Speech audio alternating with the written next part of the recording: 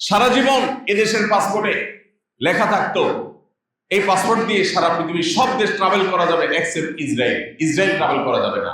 বিগত সরকার সেই কথাটা তুলে দিচ্ছে। এই বিষয়ে আমরা আলাদা ব্যানার দেখতে চাই না। আমরা একটা ব্যানারে সমস্ত দলের, সমস্ত মতের, এমনকি মুসলিম শুধু না, হিন্দু, খ্রিস্টান, বৌদ্ধ, সকল মানবতাবাদী মানুষদেরকে আমরা একটা কাতারে দেখতে চাই। আমরা ফিলিস্তিন ইস্যুতে শুধু হুজুরদের মিছিল দেখতে চাই না। আমরা ফিলিস্তিন ইস্যুতে শুধুমাত্র হুজুরদের কষ্ট দিতে চাই না। যারা মানুষ হোক, সে অন্য ধর্মের মানুষ, আমরা তাদেরকেও কাঁধে কাঁধ মিলিয়ে এক কাতারে দাঁড়ানোর দৃশ্যটা এদেশে একবার হলেও দেখতে চাই। সংকল্প করা যাবে ইনশাআল্লাহ। এবার ঈদের সবচেয়ে বড় ক্যাম্পেইন হোক এটা, যে আমরা এবার ঈদকে, আমি ফিলিস্তিন ইস্যুতে একজন বাংলাদেশী হিসেবে তিনটি কারণে আমার লজ্জা অনুভব হয়, আমার কষ্ট হয়, দুঃখ লাগে। তার প্রথম কারণ হলো, ফিলিস্তিন ইস্যুতে পৃথিবীর পশ্চিমা দেশগুলো, খোদ আমেরিকা, যে আমেরিকা নিজে এই হামলার সমর্থন যোগাচ্ছে, তার সমর্থন ছাড়া হামলা সম্ভব না। রাষ্ট্র এটা করলেও সে রাষ্ট্রের জনগণদের একটা বড় একটা অংশ তারা এই হামলার বিরুদ্ধে তারা প্রতিবাদ জানাচ্ছে, রাস্তাঘাটে নামছে, মিছিল করছে, সমাবেশ করছে।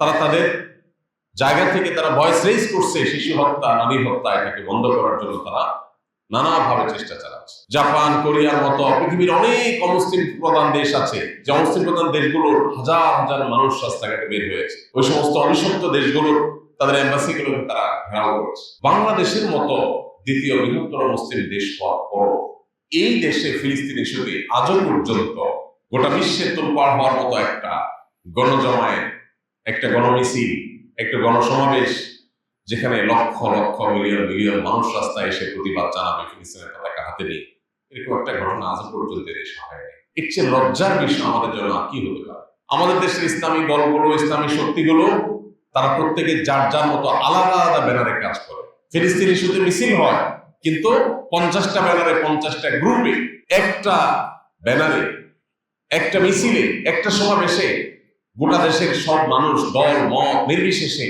একটা কাতারে এসে ফিলিস্তিন ইস্যুতে একটু ভয়েস রেজ করবে। এই মিনিমাম কাজটুকু আমাদের এই দেশে আজও পর্যন্ত আমরা করতে পারি না। কত বড় দুর্ভাগ্য আমাদের। দ্বিতীয়ত, ফিলিস্তিন ইস্যুতে পৃথিবীর অনেক উন্নত দেশ, এমনকি অনেক অমুসলিম, তারা ইহুদিদের পণ্যগুলো অত্যন্ত শক্তিশালী ভাবে বয়কট করেছে, এবং ইহুদিদের বিভিন্ন বড় বড় ফুড চেইন সবগুলো মাছি মারার উপক্রম হয়েছে। সেগুলোর ব্যবসা তারা লাভের তুলে দিয়েছে। আমরা জানি অর্থনৈতিক যুদ্ধ এটা অনেক বড় যুদ্ধ। এই রমজান মাস বদর যুদ্ধের মাস। এই রমজান মাসে বদর যুদ্ধ হয়েছে। বদর যুদ্ধের মূল প্রতিপাদ্য কি ছিল? মক্কার মুশরিকরা যখন মুসলমানদের অর্থ সম্পদ সব রেখে দিয়েছিল, জুলুম করে আটকে রেখেছিল এবং খালি হাতে তাদেরকে মক্কা ত্যাগ করতে বাধ্য করেছিল, সেই সম্পদ পুনরুদ্ধার করবার জন্যই বদরের অভিযান নবী সাল্লাল্লাহু আলাইহি ওয়াসাল্লাম পরিচালনা করেছে। বদর যুদ্ধের মূল প্রতিপাদ্য হলো শত্রুপক্ষের অর্থনীতিতে আঘাত করো, তাতে তারা দুর্বল হবে। আমরা বদর যুদ্ধের চেতনাকে সামনে রেখে অন্তত ফিলিস্তিন ইস্যুতে আর কিছু করতে না পারি, আমার বিবেকের কাছে আমার একটা জবাব দেওয়ার জায়গা পরিষ্কার হওয়া উচিত, যে আমার বাসার চৌহদ্দিতে, আমার বাসার 4 দেয়ালের মধ্যে, আমার অফিসের 4 দেয়ালের মধ্যে এই অভিশপ্তদের কোন একটা পণ্যের কণা, একটা সুতা পর্যন্ত আমি থাকতে দেব না। এই একটা কথা বারবার বারবার আমরা বলি, কিন্তু চেক করলে দেখা যাবে আমাদের বাসায় তাদের সাবান, তাদের শ্যাম্পু, আমাদের বাসায় তাদের লোশন, আমাদের কিচেন, আমাদের টয়লেট, ওয়াশরুম, আমাদের বেডরুম, প্রত্যেকটা জায়গায় তাদের জিনিসে পরিপূর্ণ হয়ে আছে। ভাইরা আমার, এই যে রমজান আসছে, ঈদ আসছে, আমরা অন্তত এই সময়টাতে আল্লাহর কাছে জবাবদিহি করার জন্য অন্তত যদি এই কথাটুকু আমরা সংকল্প করতে পারি এই বিষয়ে, যে আল্লাহ, আমি আমার জ্ঞাতসারে আমার পকেটের টাকা দিয়ে আমি জীবনে কখনো এই অভিশপ্তদের একটা পণ্য কিনবো না, কারণ তাদের পণ্য কেনা মানে হলো এর একটা অংশ, লভ্যাংশ এটা তারা পাবে, সেটাই বোমা হয়ে মুসলমানদের উপরে আঘাতপ্রাপ্ত হবে। এই যে ঈদ আসছে সামনে, আমরা তাদের সফট ড্রিঙ্কস ছাড়া যদি ঈদ পালন করি, আমরা কি মরে যাব? দেশীয় সফট ড্রিঙ্ক যদি না থাকে, আমরা সাদা পানি খেয়ে থাকলে কি আমরা মরে যাব?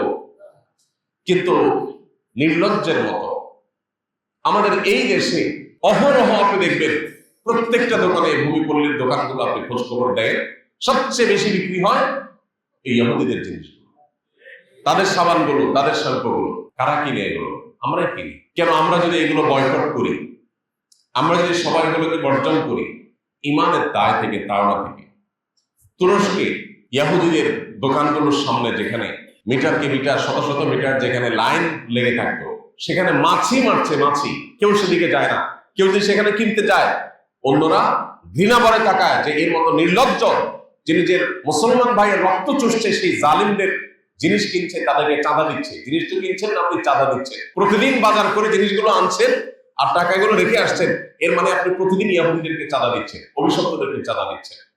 এই একটা কাজ যদি আমরা বাংলাদেশের মানুষ করতে পারতাম, তাও সান্ত্বনা পাইতাম। দুর্ভাগ্য আমাদের, এই একটা কাজ এই দেশে আমরা করতে পারিনি। এই একটা কাজ, ইউনিলিভারের জিনিসপত্র আমাদের ঘর বোঝাই, এই ক্লোজ আপ শুধুমাত্র ইহুদি পণ্য হয়ে আমার মুসলিম ভাইয়ের রক্ত চুষার ভূমিকা আছে তা তো না। আমাদের এই দেশে তরুণদের চরিত্রকে ধ্বংস করবার জন্য 14 ফেব্রুয়ারি আসলে তাদের সর্বশক্তি নিয়ে তারা মাঠে নামে। আপনারা এই দেশে বহু টেলিভিশন অনুষ্ঠান দেখেন, ইসলামিক প্রোগ্রাম দেখেন, আজও পর্যন্ত ইউনিলিভার স্পন্সর করেছে, তারা টাকা পয়সা দিয়েছে কোন ইসলামিক প্রোগ্রামের জন্য? জীবনে কখনো দেখেছে কোন মসজিদ মাদ্রাসা? তাহলে এই দেশে যে বিশাল বড় চেইন আছে, তাদের প্রত্যেকটা দোকান দিয়ে, এক একটা দোকান থেকে, মুদি দোকান দিয়ে দিয়ে প্রত্যেকটা বাসা থেকে চাঁদা তুলে নিচ্ছে তারা। এই চাঁদার টাকা কোথায় যাচ্ছে? সেটা কিন্তু আমার দেশে মসজিদ মাদ্রাসা খরচ হচ্ছে না, ইসলামিক প্রোগ্রামে খরচ হচ্ছে না।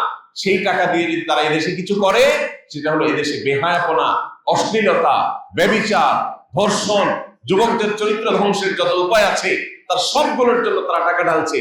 অর্থাৎ আমার দেশ থেকে, আমার পকেট থেকে চাঁদা নিয়ে আমাকে বিষ খাওয়াচ্ছে, আর অপরদিকে আমার মুসলমান ভাইয়ের উপরে বোমা হামলা করছে। আমাদের যদি আল্লাহর জন্য এতটুকু স্যাক্রিফাইস যদি আমরা করতে না পারি, কি জবাব আল্লাহর কাছে কিয়ামতের ময়দানে দিবেন? কি হবে আপনার নামাজ, কি হবে তারাবি? যদি আল্লাহর কাছে এই জবাবদিহি করার জায়গাটা ক্লিয়ার করতে না পারেন যে আল্লাহ, আমার জ্ঞাতসারে কোনোদিন আমি একটা টাকা দিয়ে আমি ওদের কোনো পণ্য কিনি নাই, এই ঘৃণাবোধটা আমি প্রকাশ করলাম আমার মুসলমান ভাইদের প্রতি সহমর্মিতা প্রদর্শন করতে গিয়ে, এইটুকু কাজও যদি আমরা করতে না পারি, আল্লাহর কাছে কি জবাব দিয়ে হবে বলেন? এই জন্য ভাই, আমাদের বাসা বাড়িকে ইহুদি পণ্য থেকে আমরা মুক্ত করার সংকল্প করতে পারি কিনা? এবারের ঈদে আমরা যদি যাই, দোকানদারদেরকে যদি আমরা বোঝাই যে আপনারা দেশি পণ্যগুলো রাখেন, এগুলো রাখবেন না, এগুলো না রাখলে কেনা বেচা একটু কম হবে, কাস্টমার একটু কম আসবে। আপনি এই স্যাক্রিফাইসটা আল্লাহর কাছে পেশ করতে পারবেন। আল্লাহ, দোকানে কাস্টমার কমে গেছে, তবু আমি তোমার মুসলমান বান্দাদের প্রতি সহমর্মিতা প্রদর্শন করেছি, আমার কষ্ট হয়েছে, তবু আমি করেছি। আল্লাহর কাছে তো এটা বিনিময় লাভ করবেন। দুনিয়াতে টাকা কম হলে কি হবে? গ্রামে গ্রামে, ঘরে ঘরে আমরা ঈদের ছুটিতে, রমজান উপলক্ষে মানুষকে বোঝাতে পারি, ইহুদিদের সাথে অস্ত্র নিয়ে লড়াই করার ক্ষমতা আমার নাই, কিন্তু তাদের পণ্যগুলো বয়কট করার ক্ষমতা তো আমার আছে। অর্থনৈতিকভাবে ওদেরকে ভঙ্গ করার জন্য আমার সামান্য সামর্থ্য যেটা আছে, সেই সামর্থ্যটা তো আমি খরচ করতে পারি। এটুকু যদি আমি করতে না পারি, কি জবাব আল্লাহ তাআলার কাছে দিই? এই ফিলিস্তিনের শিশুগুলো কিয়ামতের দিন যদি তাদের সামনে আপনাকে পড়তে হয়, এই নামাজ রোজার আমল নিয়ে যদি আপনি জান্নাতে যাওয়ার জন্য প্রস্তুত হন, এই বাচ্চাগুলো মরা লাশ হয়েছে যারা এই বোমার আঘাতে, তারা যদি আপনার আমার সামনে এসে থমকে দাঁড়িয়ে বলে, কি করেছো তুমি আমাদের জন্য? তুমি তো আমার মুসলিম ভাই ছিলে, আমরা তো একই নবীর উম্মত ছিলাম, একই আল্লাহর বান্দা ছিলাম, একই কিবলার অনুসারী ছিলাম, শুধুমাত্র মুসলমান হওয়ার অপরাধে আমার উপরে যখন আঘাত করা হয়েছিল, তুমি শুধু বাংলাদেশ থেকে কি করেছো? তোমার আর কিচ্ছু করার না থাকো, অন্তত দেশি জিনিস কিনতে গেলে দাম যদি একটু বেশিও যায়, মান যদি একটু কমও হয়, আমি কম মানের জিনিসটা গ্রহণ করলাম, একটু স্যাক্রিফাইস করলাম। এটুকু স্যাক্রিফাইস যদি করতে না পারি, কি জবাব হবে আল্লাহর কাছে? কি জবাব হবে ফিলিস্তিনের মানুষের কাছে? কি জবাব হবে নিজের বিবেকের কাছে? আমার খুব লজ্জা হয়, গোটা বিশ্বে অত্যন্ত পাওয়ারফুলি, অত্যন্ত শক্তিশালী ভাবে ইহুদিদের পণ্যগুলো বয়কট করা হলেও আমার এই প্রিয় স্বদেশে এখনো পর্যন্ত ইহুদিদের পণ্যগুলোর উপর সেরকম বয়কট করার, কোকা কোলা বয়কট হয়েছে কিছুটা, আলহামদুলিল্লাহ কিছুটা হয়েছে, কিন্তু বাকি কোনোটা হয়নি। আবার সেটাও বয়কট হলে কি হবে? আবার ডুক করে আমরা গিয়েছি, আমাদের চেতনা বোকা হয়ে গেছে। তৃতীয়ত যে কারণে আমার কষ্ট হয় একজন বাংলাদেশী হিসেবে, সেটা হলো ফিলিস্তিন ইস্যুতে আমরা আমাদের দেশের সকল রাজনৈতিক দলগুলোকে বাধ্য করতে পারি নাই তাদের অবস্থানগুলোকে পরিষ্কার করার জন্য। এদেশে বহু রাজনৈতিক দল আছে, শক্তিশালী রাজনৈতিক দলগুলো আছে যারা ফিলিস্তিনের সাথে তাদের অবস্থান, বলিষ্ঠ ভূমিকা, প্রতিবাদ সেটা তারা ঠিক মতো করতে পারেনি। দেখুন, সবচেয়ে আফসোস হয় এই তৃতীয় পয়েন্টের কারণে। আজকে যারা গাজার মুসলমানদের উপরে বোমা হামলা করছে, সেখানে যারা হত্যাযজ্ঞ চালাচ্ছে যুগ যুগ ধরে, বাংলাদেশে সবচেয়ে বড় গলায় কথা বলে সেই ইহুদিদের দোসর যারা দেশে আছে তারা। আপনি দেখবেন মিডিয়া থেকে নিয়ে তথাকথিত সুশীল সমাজ, এদেশের আইন প্রণয়ন, এদেশের নীতি নির্ধারণ, এদেশের সংবিধানে সংস্কার, প্রত্যেকটা কাজে যারা সবচেয়ে বেশি বড় গলায় কথা বলে, সবচেয়ে বেশি সরব থাকে, এরা হলো সেই ইহুদিদের দালালরা।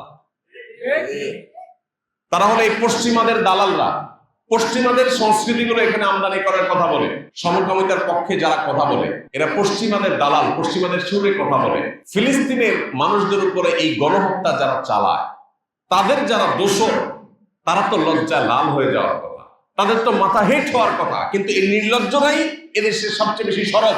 এটা হলো আমার লজ্জা তৃতীয় নম্বর কারণ, যে আমি একজন বাংলাদেশী হিসাবে আমার লজ্জা হয়, আমি অনুতপ্ত যে আমার এই দেশে, অভিশপ্ত দেশের এবং পশ্চিমাদের দালাল যারা, তারাই আমার এই দেশকে কন্ট্রোল করতেছে, আমার দেশের সব নীতি নির্ধারণ করে দিচ্ছে, কি হবে কি না হবে সব বলে দিচ্ছে। এদেশে মানুষের ধর্মবিশ্বাস, মূল্যবোধ, চিন্তা চেতনা কোনো কিছুর তোয়াক্কা নেই। আমার শিক্ষায়, আমার পাঠ্যপুস্তকে, আমার বইয়ে, আমার সংবিধানে, আমার আইনে, বিচারে, সংসদে, আমার নীতি নির্ধারণে, সব কিছুতে হাতে গোনা কিছু মানুষ সবচেয়ে বেশি প্রভাব বিস্তার করছে। সবচেয়ে বড় গলায় যারা কথা বলে মিডিয়াতে, এই মানুষগুলো হলো সবগুলোই প্রায় পশ্চিমাদের দালাল। তো আমাদের এই দেশে এই যে তিনটা বিষয়, একে তো ফিলিস্তিন ইস্যুতে আমরা ঐক্যবদ্ধভাবে দল মত নির্বিশেষে সবাই এক কাতারে আমরা একটু একসাথে দাঁড়িয়ে বিশ্বকে এই বার্তা দিতে পারি নাই যে ফিলিস্তিন ইস্যুতে আমরা সবাই ব্যথিত, আমরা মর্মাহত। আমাদের মধ্যে বহু রাজনৈতিক চিন্তাধারার মানুষ থাকতে পারে, কিন্তু এই ইস্যুতে আমাদের মধ্যে কোনো ভিন্নতা নাই। আমরা সবাই এক কাতারে দাঁড়িয়েছি। গোটা বিশ্বের অনেক দেশ দেখালেও এই দেশ সেটা করতে পারেনি। সবাই যার যার মতো ব্যানার করে আলাদা আলাদা করে দাঁড়ায়, একসাথে কেউ দাঁড়ায় না, যার কারণে সে ভয়েস এই দেশ থেকে যায়নি। বিগত রেজিমে, বিগত আমলের সরকারের আমলে আপনারা জানেন, সারা জীবন এদেশের পাসপোর্টে লেখা থাকতো এই পাসপোর্ট দিয়ে সারা পৃথিবীর সব দেশ ট্রাভেল করা যাবে এক্সেপ্ট ইসরায়েল। ইসরায়েল ট্রাভেল করা যাবে না। বিগত সরকার সেই কথাটা তুলে দিয়েছে, তার মানে ইসরায়েলও ট্রাভেল করা যাবে। এটাকে স্বাভাবিক করে দিয়েছে তারা। আমরা বর্তমান সরকারের কাছে জোর দাবি জানাই, এই মুহূর্তে আবারও আমাদের পাসপোর্টে আগের মতো এক্সেপ্ট ইসরায়েল শব্দটা যুক্ত করা হোক। এই দেশের পাসপোর্ট নিয়ে কে অন্তত এই অভিশপ্ত দেশে না যাক, আমরা সেই জিনিসটা অন্তত চাই।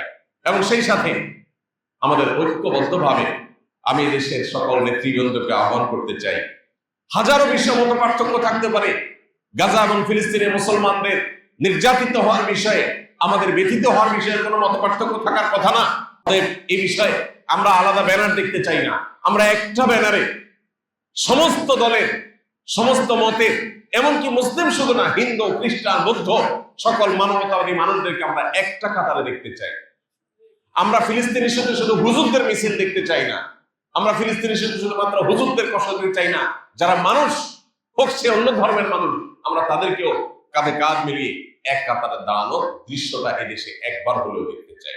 দ্বিতীয়ত, আমরা ফিলিস্তিন ইস্যুতে আর কিছু করতে না পারি, অন্তরের গভীর থেকে আমি চিরজীবনের জন্য প্রতিজ্ঞা করতে পারি, খাবার আইটেম হোক আর প্রসাধনী হোক, গায়ে মাথার আইটেম হোক, কোনো কিছু ইহুদি কোম্পানিগুলোর কোন পণ্য আমি একটি পয়সা দিয়ে কিনবো না। যদি সেটা একটার সাথে 5টা ফ্রিও দেয়, যদি সে আরো কোনো অফার দেয়, আমি আমার ইমানি চেতনার জায়গা থেকে, ইমানি দায়িত্ববোধের জায়গা থেকে এইটুকু কাজ অন্তত আমরা ইনশাআল্লাহ করার চেষ্টা করব। পৃথিবীর বহু দেশ করেছে, আরব দেশগুলো, তাদের নিয়ে আমাদের অনেক অভিমান আছে। আরব দেশের শাসকগুলো ফিলিস্তিনের সাথে কিচ্ছু করে নাই, আমাদের অনেক কষ্ট আছে তাদের প্রতি। কিন্তু একটা ছোট্ট কাজ তারা করেছে, সেটা হলো ইহুদি পণ্যগুলোকে অত্যন্ত শক্তিশালী ভাবে বয়কট করেছে, তারা ছড়ে ফেলে দিয়েছে। তারা তাদের সুপার মার্কেট গুলোতে তারা বাইর করে ফেলে দিয়েছে, পণ্যগুলো রাখে নাই, তাদের র্যাক গুলো সব খালি করে ফেলেছে, ফেলে দিয়ে এই পণ্যগুলোকে তারা বিক্রি করছে না, কিনছে না কাস্টমাররা। এটুকু কাজ তারা করেছে, কিন্তু আমার দেশে সেই কাজটুকু পর্যন্ত হয় নাই। আমি দেখতে চাই মুদি দোকানে আমার দেশীয় পণ্য ছাড়া এই সমস্ত ইসরায়েলি পণ্যগুলো মাছি মারবে, কোনো মানুষ সেগুলোর দিকে তাকাবে না, ঘৃণা ভরে সেগুলো প্রত্যাখ্যান করবে। এটুকু কাজকে আমরা করতে পারি না। আপনি শুধু একা করলে হবে না, আপনি টার্গেট নেন, আপনার 10 জন মানুষকে, মিনিমাম 10 জন মানুষকে আপনি সংকল্প করাবেন যে আপনার বাসায় এগুলো থাকতে পারে না, যেগুলো আছে চলে আসছে ইতিমধ্যে, এর বাইরে নতুন করে কোন একটা পণ্য আপনি কিনবেন না। প্রয়োজনে আপনি সাবান ছাড়া গোসল করবেন, যদি দেশীয় সাবান না পান তাতে আপনি শেষ হয়ে যাবেন না, আপনি অসুস্থ হয়ে যাবেন না। কিন্তু আল্লাহর কাছে বলতে পারেন, আল্লাহ আমি সাবান ছাড়া গোসল করেছি, তুমি এই সাবান কিনি নেই। আল্লাহ আমি শ্যাম্পু ছাড়া গোসল করেছি, তুমি এদের শ্যাম্পু কিনি নেই, আমি এদের চাঁদা দেই নেই। এইটুকু কাজ অন্তত আমরা করতে পারি কিনা বলো। এবার ঈদ উপলক্ষে 1 ফোঁটা সফট ড্রিঙ্কস এদের আমাদের পেটে যেন না যায়, আমরা ছুঁড়ে ফেলে দিব ড্রেনে, আমাদের পেটে যেন, শরীরে যেন না ঢুকে। এটা সফট ড্রিঙ্কস না, এর প্রতিটি ফোঁটা হলো রক্ত, মুসলমানদের রক্ত, ওই ফিলিস্তিনি শিশুর রক্ত। আপনি পান করতে পারেন না, আপনার বিবেক আপনাকে বাধা দেওয়ার কথা। আল্লাহ আমাদের সেই ইমানের শক্তি দান করুন। আসুন আমরা একটা সামাজিক আন্দোলন গড়ে তুলি নিজেদের জায়গা থেকে। সারা দেশ পরিবর্তন করার ক্ষমতা আপনার আমার নাই ভাই, কিন্তু আমার নিজেকে পরিবর্তন করার ক্ষমতা তো আমার আছে। আমার পরিবারকে নিয়ে আমি বসতে পারি, আমার বন্ধু বান্ধবের সাথে আমি আলাপ করতে পারি যে আমি আর কিছু করতে পারলাম না, এই কাজটুকু কি করতে পারি না? সংকল্প করা যাবে ইনশাআল্লাহ। এবার ঈদের সবচেয়ে বড় ক্যাম্পেইন হোক এটা, যে আমরা এবার ঈদকে ইহুদি পণ্য মুক্ত ঈদ করতে চাই। আপনি মরে যাবেন না ভাই। আমি আলহামদুলিল্লাহ আল্লাহর কাছে শুকরিয়া আদায় করে বলতে পারি, আমার জ্ঞাত সারে আমি কখনো 1 টাকা দিয়ে ইহুদিদের পণ্য কিনি। বাংলাদেশ বিমানে ট্রাভেল করতেছিলাম, আমাকে কোকা কোলা দেওয়া হলো। আমি বললাম এই বিমান আমার দেশের বিমান, আমার দেশের বিমানে আমি কেন ইহুদিদের পণ্য খাবো? আমার দেশের সফট ড্রিঙ্কস এর কি তল পড়ছে? কেন আপনারা সেটা কিনেন নাই? প্রতিবাদ স্বরূপ এটা নিয়ে যান, আমি এটা খাবো না। কোন একটা ফাস্টফুডের দোকানে কিছু একটা জিনিস কেনার জন্য গেছি, তো বলা হলো এই জিনিসটা নিলে সাথে কোকা কোলার একটা বোতল ফ্রি, না জানে পেপসি ফ্রি। তাই আমি বললাম Pepsi, Coca Cola, Fanta, Mirinda আর স্প্রাইট, 7 আপ, এই ইহুদিদের এই জিনিসগুলো তো আমি খাবো না। আমি এই অফারটা নেওয়া খুব দরকার ছিল, যেহেতু এটার সাথে এই জিনিস দিচ্ছেন, এর প্রতিবাদে আমি এটা নেব না আপনার এখান থেকে। ভাইরা আমার, আমরা যদি সবাই যার যার জায়গা থেকে সোচ্চার হই, তখন দোকানদাররা বাধ্য হবে তাদের সেটআপ পরিবর্তন করতে। আমরা চেষ্টা করবো না ইনশাআল্লাহ? তৃতীয়ত, এই দেশে এই অভিশপ্ত ইহুদি, এই খুনি, এই মানবতা বিরোধী অপরাধী, এই গণহত্যাকারী, পৃথিবীর সবচেয়ে বেশি যারা আমাদেরকে সকাল বিকাল মানবাধিকারের সবক দেয়, সংখ্যালঘুদের অধিকার বলে সারাক্ষণ মুখে জিগির তুলে না, কি করতেছে সংখ্যালঘুদের সাথে এরা?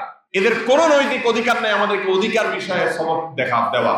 এদের যারা দোসর এদেশে আছে, এই দেশেও দোসর আছে, বিভিন্ন মিডিয়া, বিভিন্ন আপনার প্ল্যাটফর্ম গুলোর উল্লেখযোগ্য অংশ কোনটা যারা নিয়ন্ত্রণ করে, এই দেশের খেয়ে দেশের পরে পশ্চিমাদের দালালি করা মুনাফিকরা এদেশে শরিয়া আইনের কথা শুনলে তাদের গায়ে আগুন জ্বলে। তারা এদেশের মুসলমানদের চেতনার কথা শুনলে তাদের গায়ে আগুন জ্বলে।